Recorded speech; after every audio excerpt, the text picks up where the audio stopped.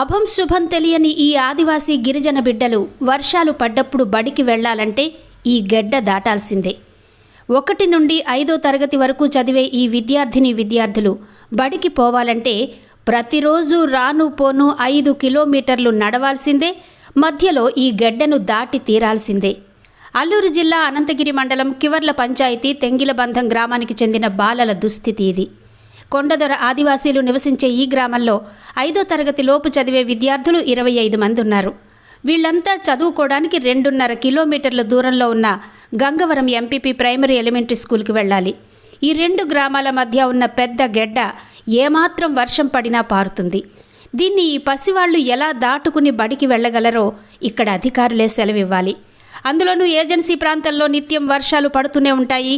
అయినా విద్యాశాఖ నిద్రపోతూనే ఉంది. అయ్యా, మా ఊర్లో మా పిల్లల కోసం మేమే ఒక షెడ్ వేసుకుంటాం, ఒక్క టీచర్ని పంపండి చాలు అని ఆదివాసీలు మొరపెట్టుకున్నా అధికారుల చెవిన పడటం లేదు. ఈ ఆదివాసీ బాలలు విద్యావంతులు కావడానికి అధికారులపై ప్రతి ఒక్కరూ ఒత్తిడి తేవాలి.